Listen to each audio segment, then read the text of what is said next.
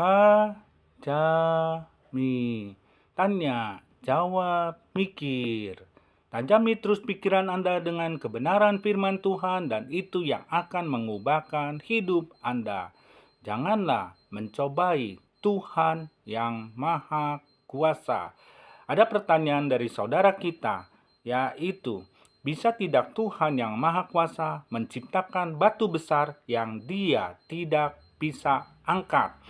Ya, sebelumnya saya sudah pernah menjawabnya dan saya akan menjawab lagi dengan versi dan jawaban yang berbeda.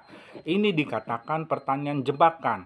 Maaf sebelumnya saudaraku, hamba tidak pernah masuk dalam jebakan karena hamba adalah orang yang cerdas karena kecerdasan berasal dari Tuhan dan Tuhan telah memberikan kecerdasan kepada kami yang percaya kepadanya. Takut akan Tuhan adalah permulaan hikmat dan segala ilmu pengetahuan.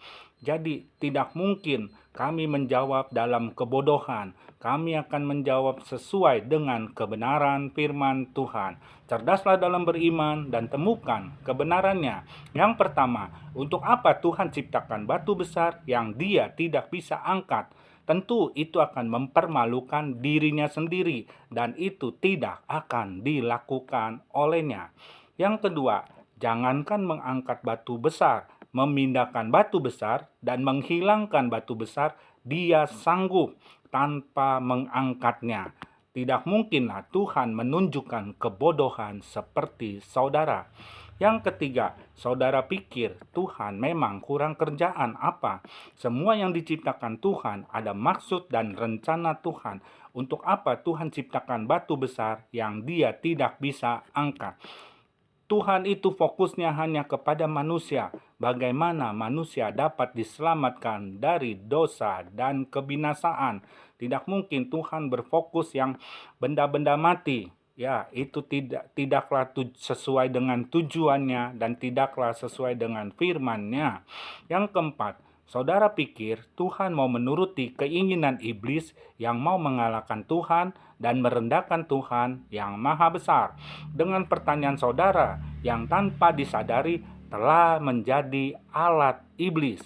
Yang kelima, janganlah saudara seperti iblis yang berani mencobai Tuhan dengan pertanyaan-pertanyaan bodoh yang selalu menyalahkan firman Tuhan dan mau memutarbalikkan firman Tuhan. Tuhan tidak akan bertentangan dengan firman-Nya. Bagi Tuhan tidak ada yang mustahil. Tidak mungkin Tuhan menciptakan batu yang Dia tidak bisa angkat. Karena firman-Nya katakan bagi Tuhan tidak ada yang mustahil. Kalau Dia tidak bisa angkat batu, berarti Tuhan itu bohong. Betul? Ya, Dia tidak akan lakukan itu yang bertentangan dengan firman-Nya atau tidak sesuai dengan firman-Nya.